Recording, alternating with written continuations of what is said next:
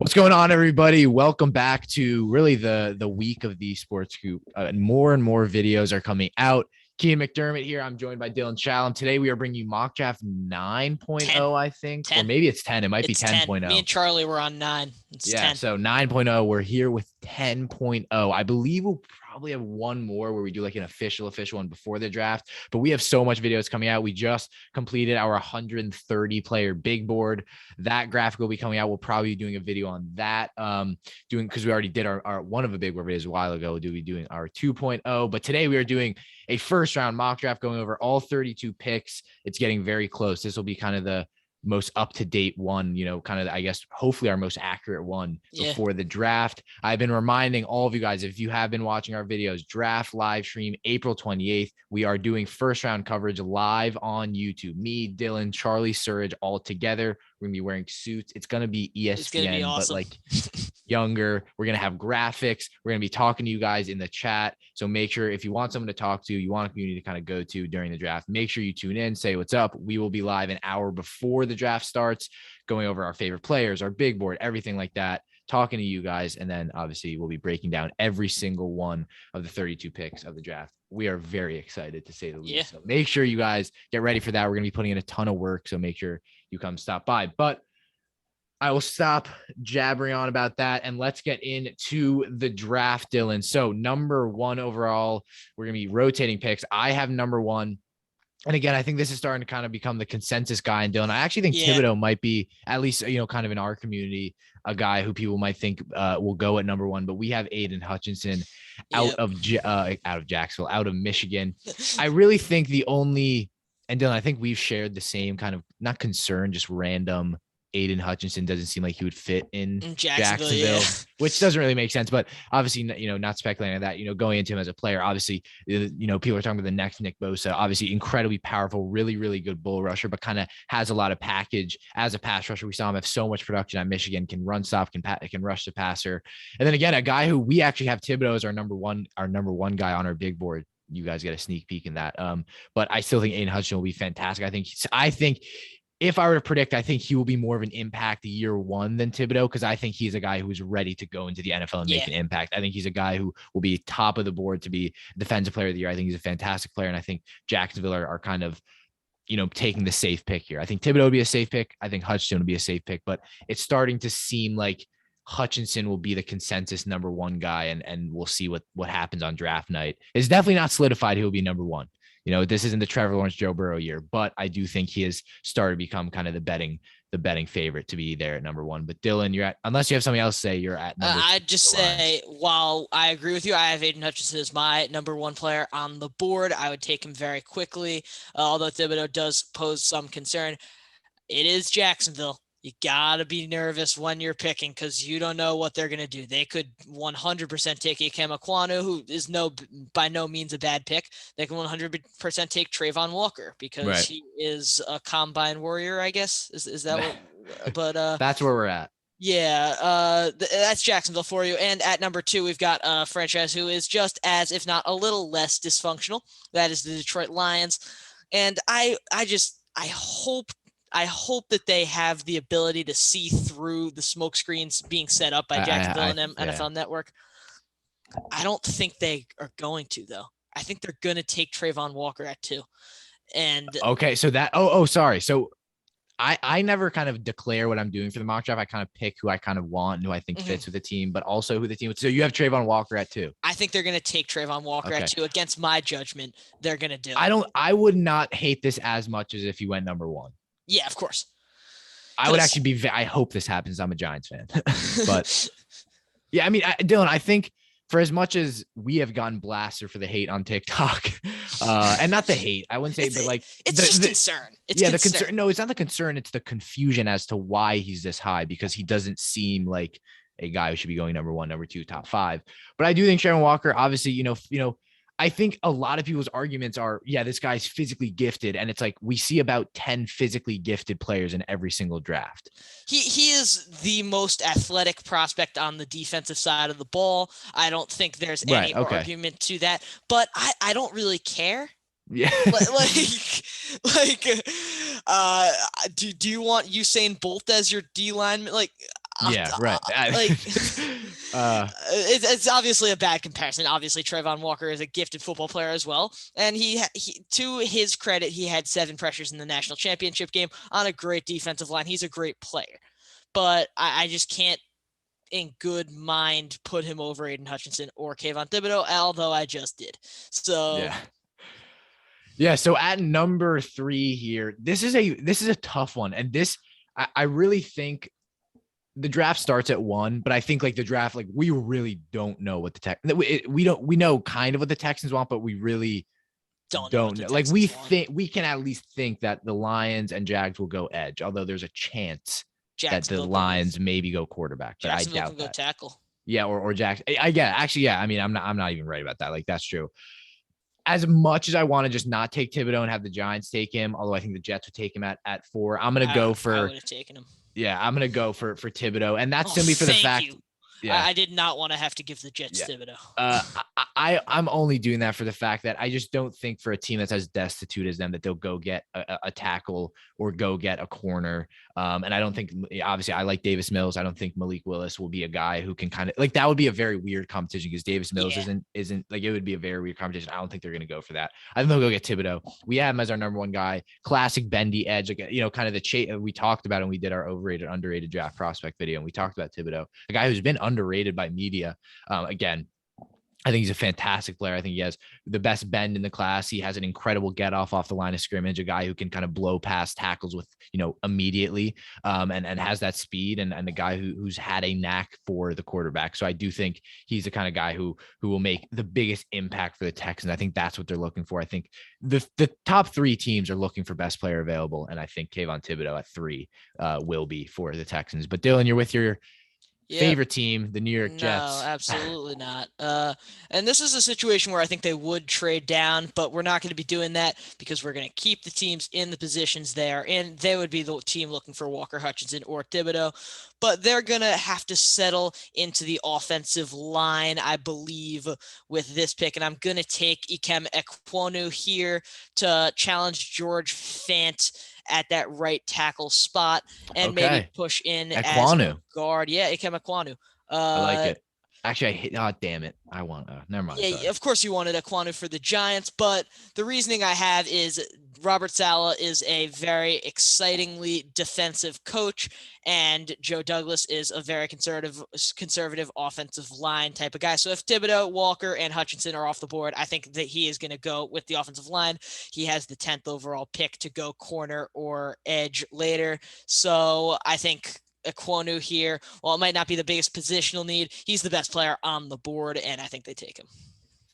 Agreed. Now we have the Giants at 5. I could definitely see this being kind of a trade down spot.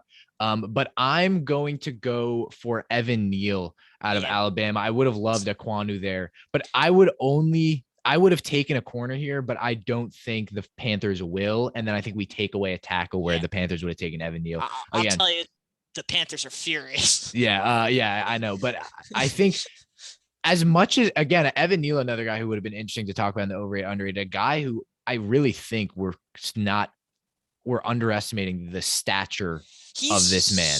He is so big. He's ginormous, and he's played at a high level. And I think the only kind of knock on him is, can he play consistently in pass sets? Because we know he's dominant in the run game. And can he, obviously, unfortunately for him, and it's not really a knock on him, like him, Trevor Penning, Daniel Falele, like laterally, it is incredibly hard for a man of that size. And Evan Neal actually is not skinny, but like more slim than you would think for his stature. But a physically ginormous guy. And I think for the Giants, I think why it wouldn't make sense for the Jets is because Ekwonu's not a guy who's going to get injured, or maybe obviously I'm not going to predict that, but if you were to go get Evan Neal and Mekhi Becton, they're both very injury prone tackles. So I think Ekwonu fits more. And then again, obviously versatility across the line. Ekwonu also is much better for their zone running scheme. Right, exactly. But I think Evan Neal still, whatever. That's kind of nitpicking. But Evan Neal, I think, goes. Obviously, we have Andrew Thomas on the other side, and I think Evan Neal kind of is more of that. If when he's on the field, he'll be dominant, and we can kind of risk him taking, and I obviously don't like saying this, but taking that injury because we have another great tackle on the other side. So I think they'll take the risk with Evan Neal, and the reward for him is huge, like best tackle in the league, I would say, in 5 years if he pans out. But now, Dylan, you're up with the Panthers. Is this where we see quarterback go? This is where the questions start to arise with quarterback. If you ask me, Dylan Chalem, general manager, I say no chance I'm taking Charles Cross. But you're asking the Carolina Panthers, who have been destitute for some sort of light in their name for the past 4 years. They've been the most irrelevant franchise, I think, in the entire league. Don't take offense. You know what? Do take offense, Panthers fans. I don't really care. But they're going to change that right here by taking a quarterback, and that's going to be Malik Willis out of Liberty. Dylan. It's going to happen again, I've made 3 picks. 2 of them I disagree with heavily. And but I think that's what's going to happen. I think Malik Willis, he gives that city a spark. And gives that team at least something to be excited about. I mean, I don't think they're going to take down anything close to Tampa Bay this season. They're going to have a lot of struggles, but Malik Willis will at least be fun to watch. Agreed. Now I am, again, I love Malik Willis, QB1. I think adds a ton to that team. And I still think I can kind of sit behind Darnold, but now I'm up with the Giants. This is a tough one. I think edge is a question here, but I'm not a big fan of Jermaine Johnson. Although, and Dylan, we're kind of going opposing. Like, I'm not completely going with who I think they'll get. I'm kind of going both. I'm going to go Derek Stingley out of LSU. A guy who I originally had him as my cornerback 1, then I flipped Gardner to the cornerback 1, and now I have Stingley back at cornerback 1, just for the fact that I think, again, the limited tape on him I know is a concern, but this guy, and Dylan, we talked about in the underrated, overrated, if he pans out, can be the best corner in the league. Like, he can have a Jalen Ramsey rookie season. And again, I think for a corner position that was very secure now with Bradbury gone, with Bradbury potentially, I think he'll stay, but trade rumors are still there. Obviously, we lost Jabril Peppers, so maybe Kyle Hamilton's the pick here. I think secondary is the pick at number 7, or maybe at number 5. I think one of the first round picks should be allocated towards secondary or maybe receiver. But I love Derek Stingley, Dylan. You obviously know that the coverage this guy has, literally every single part of his game is perfect, besides kind of, hesitancy in the zone game and being able to pass off receivers in the zone game. I think he can be that cornerback 1 for the Giants for the future. Yeah. I think he's more talented on the ball than pretty much anyone. Every corner in the NFL, other than maybe Trayvon Diggs and Xavier Howard. But I'd say probably just as much as them. And you can't ever say, yeah. No, but Jair Alexander and Jalen Ramsey are not as gifted with on-ball coverage as those guys, but that's another discussion for another time. Moving into the Atlanta Falcons. Now, if Malik Willis was on the board, I'm taking him in a second. Not Dylan Chalem analyst again. I don't love Malik Willis. This is Atlanta Falcons general manager, but they're not going to be able to take that guy. Jermaine Johnson may be interesting for them, not interesting enough for me to make that pick. Again, I'm kind of flip-flopping, but I'm going to take Kyle Hamilton here. I think this is where receiver will go, but I wouldn't be surprised if receiver went here. They've definitely got enough draft capital to take receivers later on. I think Julio Jones is going to go back to Atlanta. Something I've been thinking about recently, but I think Kyle Hamilton, they have so many holes in that defense and he could fill 7 of them. So I think it's pretty much a win-win for them. Yeah. I mean, Hamilton, again, Dylan, both me and you share that kind of, he is the 40 time. I've seen a ton of people now. I've actually seen a lot of my TikTok feed, the people getting pissed off that Kyle Hamilton's dropping. And I think he will potentially fall the top 10. And I think every single team is going to be, very, very much regretting that. Love the pick for the Falcons. Again, I don't think I like it. I'll leave it there. I think it'll be receiver, but I like the pick. I can't really go against that. Now we have the Seattle Seahawks, and this is another one where I think quarterback could be the option, but I think if they want a quarterback, they'll trade down. But I think, and I know they've shown a lot of interest in Charles Cross out of Mississippi State. I think he has an argument for the best tackle in the class, easily the best pass protecting tackle consistently. And that's where you've seen him mostly. His ability to plant and get to the chest plate against the edge rusher has been fantastic. Really good for Mississippi State. A guy who isn't fantastic in the run game, where we see most, I feel like Dylan, we haven't seen a pure pass protecting tackle in the past year. I guess Penei Sewell, but he was mainly Yeah, he was the mainly second level run mauling. yeah. Like a pure pass protector, I think is Charles Cross. And I would say again, the closest thing we've seen to that is Liam Eichenberg, and he was horrible. yeah, But but I mean like more higher up on the boards. yeah, Yeah, I love Charles Cross, and I think if they want to go get quarterback later, Charles Cross is perfect again in a kind of that West Coast system where they're throwing the ball much more. Obviously, maybe that changes if they get a running back. Obviously without Russell Wilson, but I still think you have DK Metcalf there. You go get a good quarterback, Charles Cross immediately is a franchise tackle. Really, really like him out of Mississippi State. I wouldn't be angry if he was the first tackle taken. I don't think yeah, he will neither would I. be. But I definitely think he's right up there with Evan Neal and Aquano. I think he's very, very talented and will be very good at the next level. Like I would, out of all the guys in the draft, I would, say Charles Cross will be good at the next level. Like guarantee he will be good. Again, maybe I'll be wrong, but I think a guy who's faced good competition and will go and translate. But Dylan, you're back up with the Jets. I'm conflicted here because if Deebo Samuel signs for the Jets, this pick changes. But I wouldn't bet on that. I wouldn't bet on that. And I also don't love taking a receiver here because their defense was, I believe, second to last in all NFL defenses last season, just altogether, and not making a pick on the defense in the first 2 rounds while they only added Jordan Whitehead and DJ Reed to the defense doesn't really seem wise. I keep saying stuff about their defenses if I'm not going to take Sauce Gardner. He's the very clear and obvious pick. He is going to the Jets at 10. They need him. They need him pretty desperately. Sauce Gardner. Sauce Gardner. Oh, why did I hear Garrett Wilson? Okay. You were thinking it, but sorry. They need a Sauce Gardner type guy pretty desperately. And I know Jets fans get really excited about Bryce Hall for some reason. I don't quite understand that.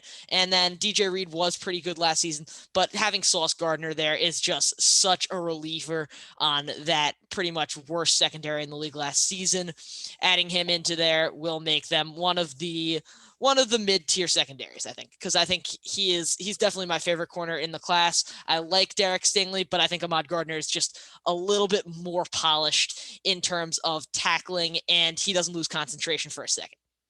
Yeah, I mean, I love Sauce Gardner, and I think the big question was, that game against Alabama, and he was great. And I think he will definitely translate to the next level. I think he adds a dog to the Jets secondary.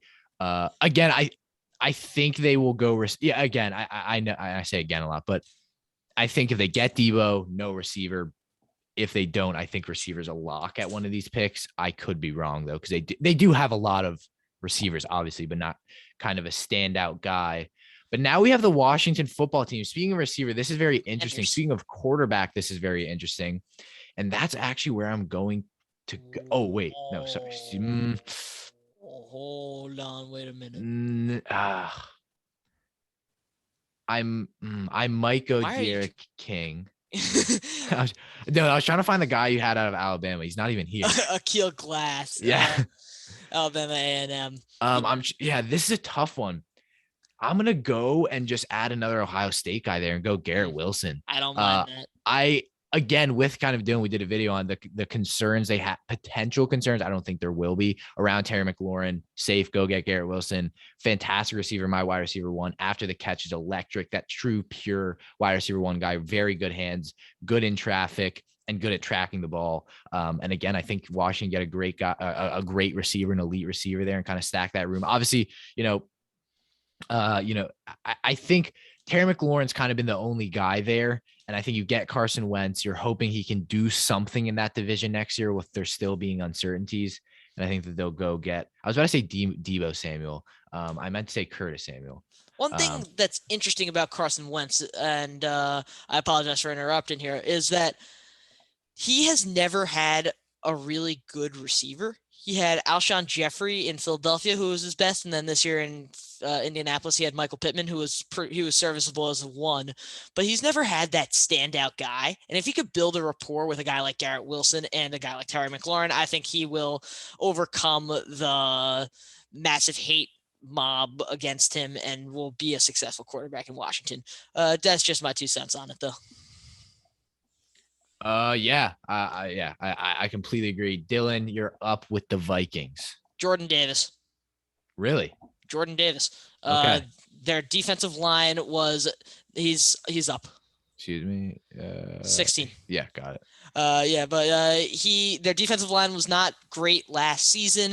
They did add Zadarius Smith on the edge, which made me less inclined to take Jermaine Johnson. And while I was a little bit tempted to find Dax Hill, I'm much more inclined to take Jordan Davis here because he had one of the best combines in football this season, and I don't care too much about combines. I care a lot more about the game tape I watched, in which he is pretty much the ultimate run plug.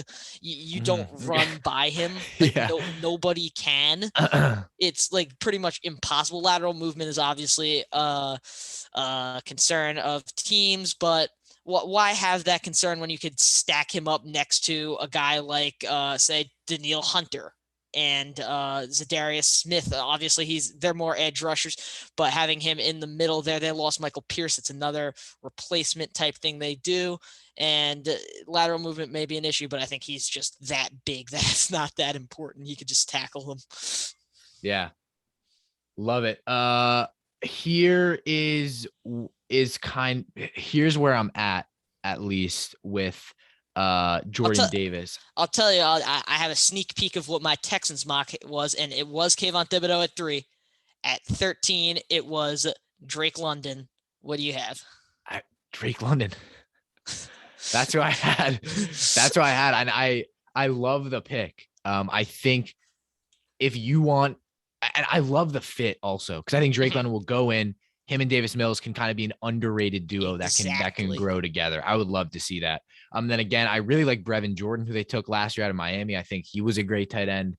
And obviously they have Nico Collins out of Michigan, who they drafted last year as well, who showed flashes. So again, I think you kind of build an underrated young core there, and then Drake London obviously tops it off because he's not an underrated guy, first round pick. But I mean, Drake London is 6'5", and the difference is he's 6'5", but plays like he's 6'1".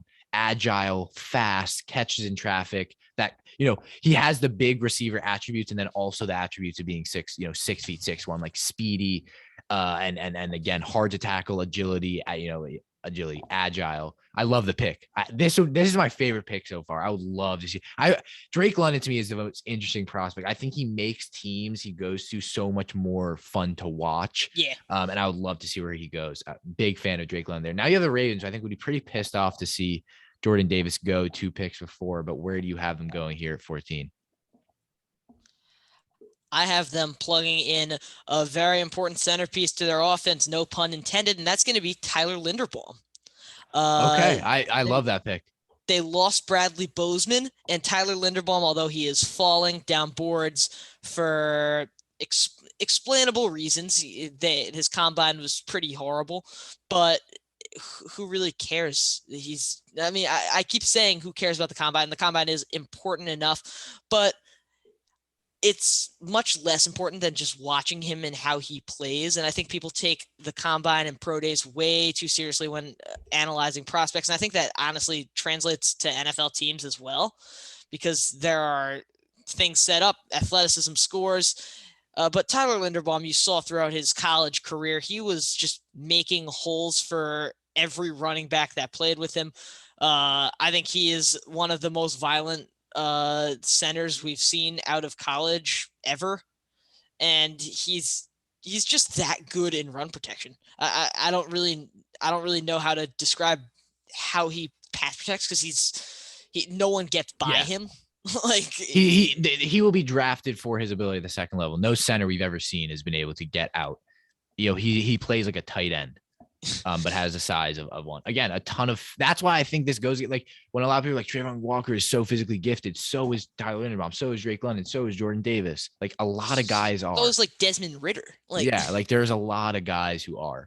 Tyler Linderbaum, one of my top 10 player in this draft, in my opinion. I believe I have him at 9. I had him at 9. Yeah, big fan of Tyler Linderbaum. But now I'm here with the Eagles, who obviously had 3 first rounders, traded with the Saints, who took pick 19 from them. And now they're at pick 15. And we're looking at the need. Jermaine Johnson is on the board.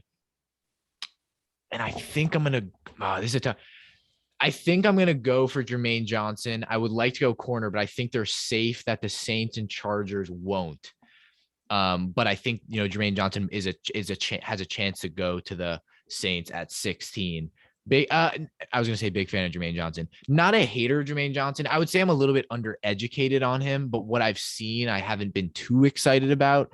But I do think he'll make an impact, and I won't underestimate his impact. I think year one he will make an impact, and I think he had production obviously at Florida State this year. But not a massive fan of him. But I like to pick for the Eagles, and I think he'll be a decent player for them. But Dylan, you're up here with the Saints. I'm glad you made that pick because I was not going to, and I didn't want to get roasted in the comments for not having Jermaine Johnson in the first round because I wasn't going to pick him anywhere because I don't like him. But for New Orleans, I am not going to take a corner. I am not going to take a receiver because I believe Michael Thomas is interested in playing this year. So I'm going to let that fall to 19 if needs be. I'm going to take the second quarterback in the draft. Okay. And that is going to be Matt Corral. I love it. I was thinking about going for him. I think he works in this system so well. And it would have been better if Sean Payton was still there. But having Drew Brees in the quarterback room to help him out is going to do so much good for him. And I think they're kind of signaling this way, even though they brought back Taysom Hill, not Taysom Hill, Jameis Winston. They have Taysom Hill in the court. Who will now be a tight end. You also saw JJ Arcega-Whiteside is switching to tight end. As a tight end. Yeah, that was weird. I know. But I think Matt Corral works really well in the system.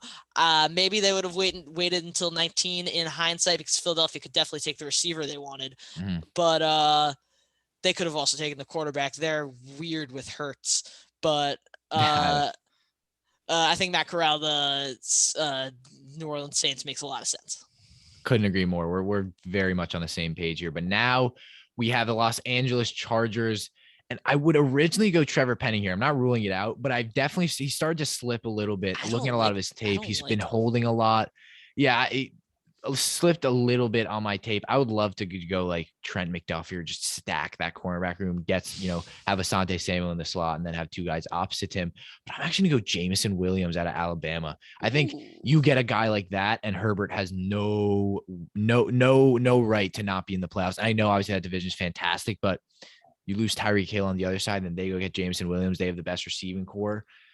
You get Keenan Allen, Mike. You have every single thing there. You have Keenan Allen, who's that kind of do it all. You have Jameson Williams, who's that speedy, take the top off the defense, and then Mike Williams, who's that kind of classic big receiver. I really like Jameson Williams. I think the injury has definitely been and I guess I've been a casual fan because I've had him fall because of the injury, although I expect him to make a full recovery. But what does that really mean? Will he really be back to normal? But I think he will be. But again, obviously, tearing your ACL is nothing light. But I really like James Williams. I love the fit with the Chargers, and I think they would be very happy if he fell here. But I wouldn't be surprised if they went for a guy like Trevor Penning. Maybe, I don't know, maybe Charles Cross falls, maybe Linderbaum falls. I was about to say, I don't know how you can explain not taking Devontae Wyatt here, but you kind of just did, so I'll give you a lot of credit.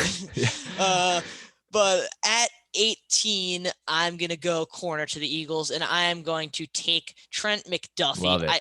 I like Andrew Booth better, but I think McDuffie, as we did say in the last mock draft we did together, I think I said McDuffie matches up more like for like with Darius Slay in that system. I think he's the best tackling corner in this class other than Ahmad Gardner. And in zone coverage, he is just so much smarter than pretty much every other corner left on the board, who we see Khair Alam, we see Andrew Booth, and we see a guy like Kyler Gordon, who are very, very good at tracking down balls and being able to pick them off. But Trent McDuffie, I think they have that in Darius Slay, and bringing him in works out really well.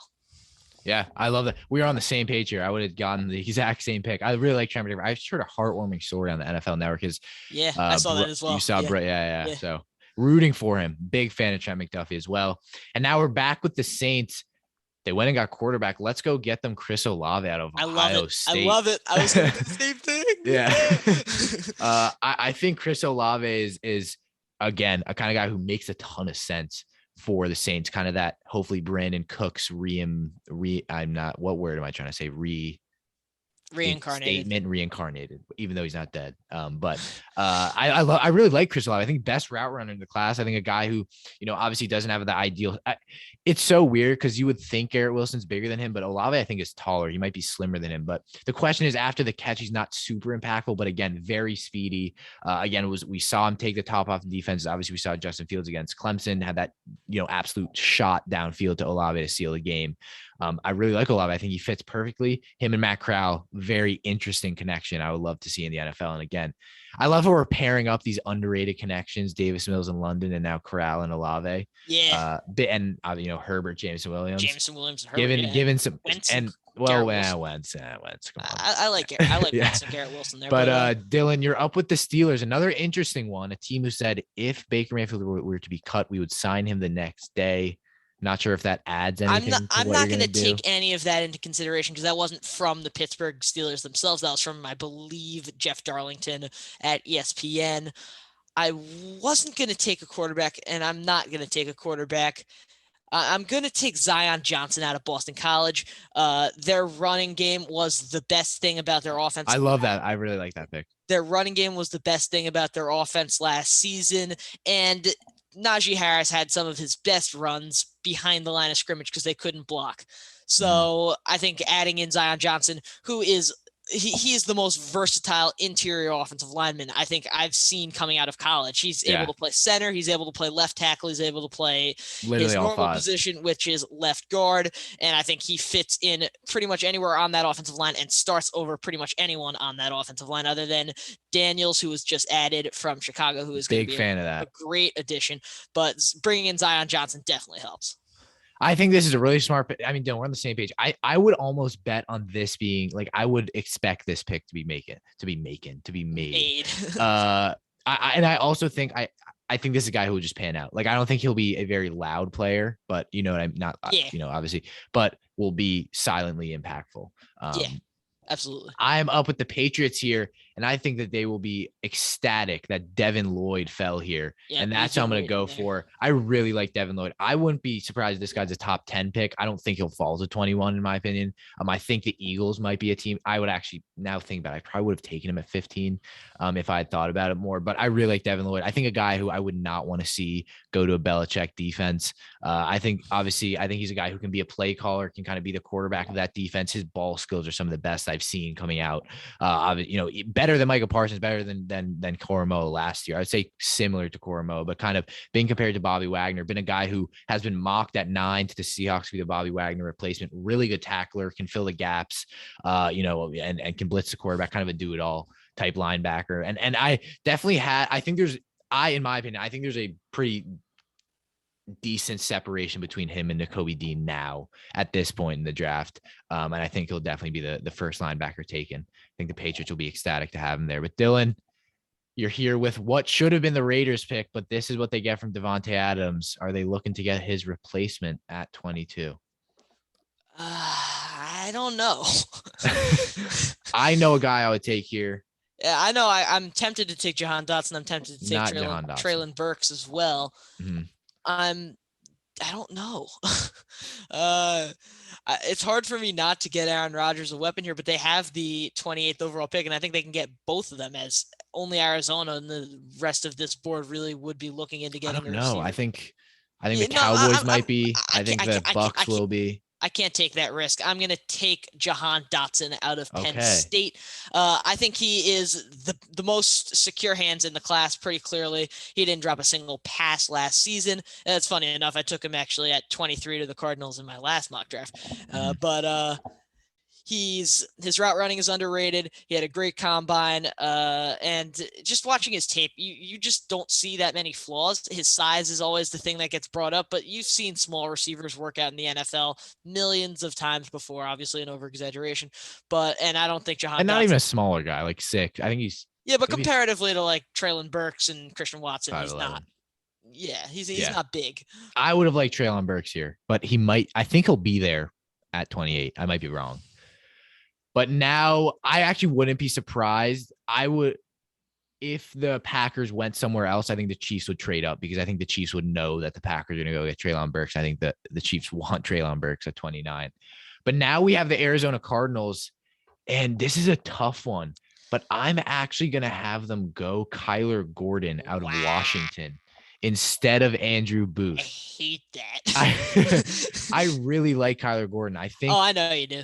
I really do like Kyler Gordon. I like both the Washington guys. And again, it'll be Andrew Booth. Let's be honest. Like he'll be the guy taking if he's there, or Kyler Elam. But I think Kyler Gordon has ideal size, was fantastic at the combine, really good vertical, and his anticipation is arguably the best in the class. I really, really do like Kyler Gordon out of Washington. I think he should be a first round pick. I think he fits in Arizona, but I think Andrew Booth might be the pick. But again, you're adding another Washington guy with Byron Murphy, who's also came out of Washington. I think it makes sense.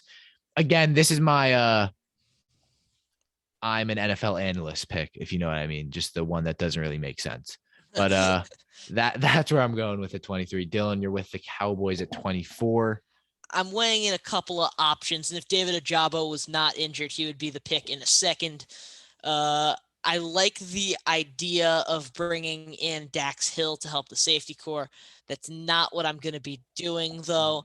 I am going to take Devontae Wyatt here. Okay. Because their defensive line wasn't bad, but I think it could definitely use work, and I think it could use more work than pretty much everywhere else on their roster. They've got a pretty complete roster. I think their issues lie with Mike McCarthy. Yeah. And Dak Prescott, I think, as much as people hate to say it, and Zeke.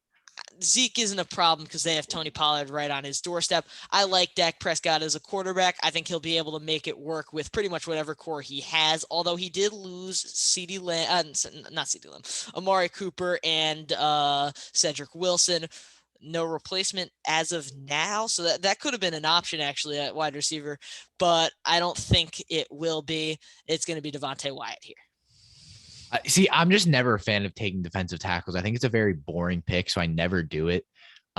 That's why. So you're taking the burden off me. But now we have who I should have taken, Andrew Booth, going to the Bills. I hate this even more because Andrew Booth, again, some of the best ball skills in the class.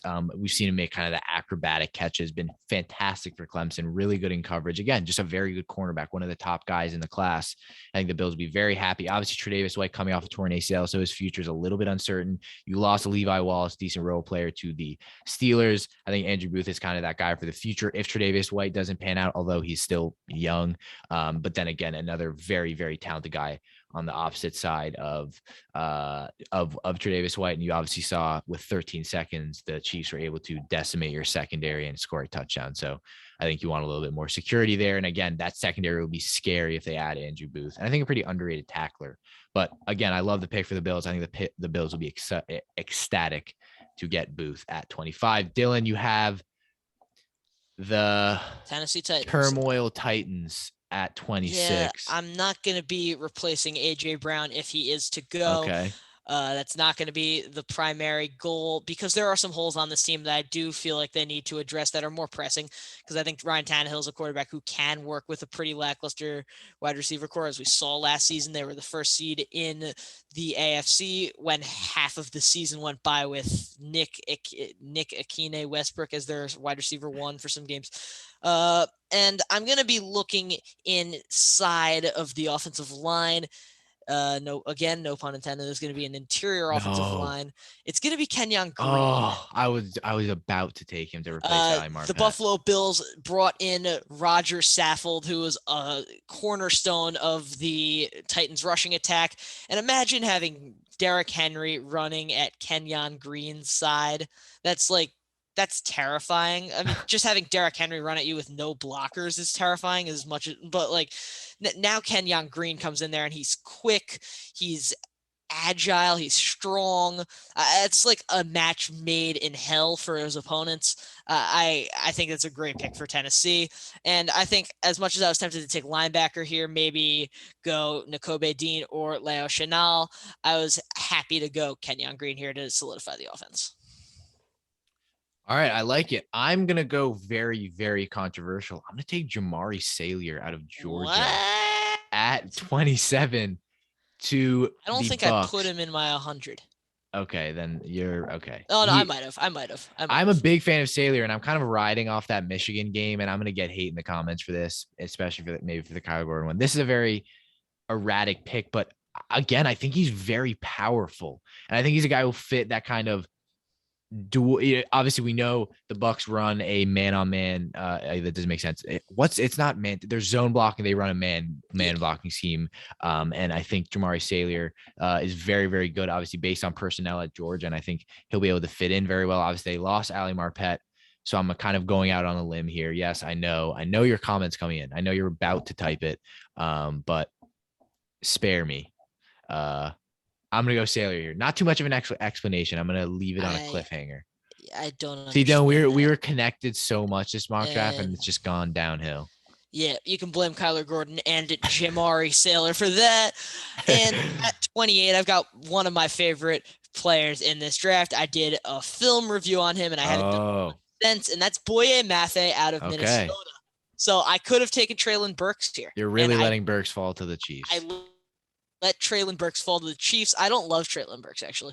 Yeah, but Boye Mafe, one of the quickest edge rushers in the draft. The skills he has in his arsenal, I think he's one of the most refined skill, or how would I define that? Like finesse moves. Finesse rusher? Yeah, finesse rusher in the class, other than Kayvon Thibodeau. I think he is the most refined finesse rusher in the class. And I think he is capable of getting to the quarterbacks in his division. He can catch up to Justin Fields, and he can catch up to whoever the Lions take at 32, because I can't see any of us not taking a quarterback there. And him on a replacement level of Zadarius Smith just makes the most sense, because they're very similar as well. Yeah, I don't love, because he's more of an outside linebacker kind of player. So I'm not sure how that scheme fit would work. Well, that's what Zadarius Smith was. And I think right there. Yeah. And now I have the Chiefs. You think I'm going to go for Treylon Burks. I'm actually going to go Jalen Tolbert out of South Alabama. No, you're not. I'm going Treylon Burks. It pains me to say that, even though I don't dislike the Chiefs, but it's just unfair to let them get an athlete like Treylon Burks, a guy of his size. I did a Chiefs mock draft. It's actually right here. Look how convenient. I had them go Treylon Burks. And David Ojabo at 30. That's not what I was going to do. Yeah, but Treylon Burks out of Arkansas is my pick. Again, someone who's fantastic after the catch, speedy. Again, an athlete of a player. 6'3", has a ton of speed, very hard to tackle, built. I think he will be the pick there for the Chiefs. You're up there at 30. So the Chiefs have a major issue in the secondary. I think we can agree on that, right? They lost Tyrann Mathieu. They brought somehow in the playoffs. It just their secondary turns into fantastic. Yeah. Matthews doesn't sign. You also realize Odell hasn't signed anywhere yet, and everyone's just kind of Julio forgot. Jones hasn't signed anywhere yet. Yeah, we don't like him, so. Yeah, but it's still odd. But they've got an issue in the secondary. Tyrann Mathieu is gone. Daniel Sorensen, as big of a liability as he was gone. They signed Justin Reed, but their cornerbacks are not solid at all. And I've got a guy who can pretty much fill everything that they want, and that's Dax Hill out of Michigan. He is the most versatile safety other than Kyle Hamilton, as weird as that sounds, because Kyle Hamilton's the only other safety I've taken. But you don't see guys like Dax Hill grow on trees. He is capable of playing. That was an interesting one. You don't let guys like Dax Hill grow on trees. You don't see guys like Dax Hill growing on trees. Is that? I mean, you're not wrong, but yeah, he's an interesting way to put it. Okay, well, he's very unique in the fact that he can play as a one-on-one press coverage corner. Yeah, and then the next play you could see him as a free safety. So, I like that he can do pretty much everything. He's got great ball skills, and he's a great tackler as well. He was very important in Michigan's win of the Big Ten. So who you got here at 31? I have Darian Beavers out of Cincinnati. All right, jokes over. Okay, it's not even funny anymore. I have Trevor Penning out of Northern Iowa. Again, I think, if this guy pans out, Dylan, what we love about him is his obviously tenacity. We saw him at the Senior Bowl. As much as people hated it, is just after the snap, throwing guys around. And I love that. But his penalties are bad. He's holding a lot. And then again, playing at Northern Iowa against, I don't think I can name a team that they played. Maybe Marshall. I don't know. That's a random team, but I feel like every single high school, I've actually followed high school recruits a lot. Like every single one of them has gotten an offer from Marshall.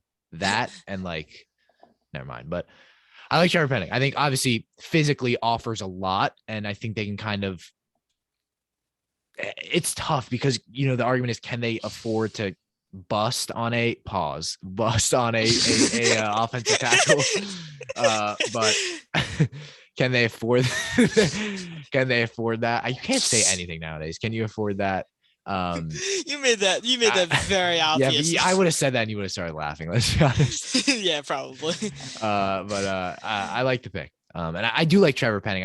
I've seen a lot more negatives recently. But now, Dylan, to end off the mock draft, you have Welcome to at QB1 32 land. them taking Desmond Ritter. No, I have them taking Sam Howell. Oh. Out of University of North Carolina. He is my quarterback 1, as shocking as that may sound to you. Come and watch our quarterback video that shall be published as soon as possible. Sam Howell, I really, really like. He's got pretty much a little bit of everything at 7 or 8 out of 10 level, other than maybe decision making. He's a little bit erratic there. But and you see his deep ball is just really, really good all around. He's accurate with it. He knows when to throw it, and his spiral is probably tighter than pretty much every other quarterback in this class. And he's deceptively mobile, as we said millions and millions of times. I like Sam Howell to Detroit. All right, ladies and gentlemen, that is it for the mock draft. Dylan, what should they stay tuned for?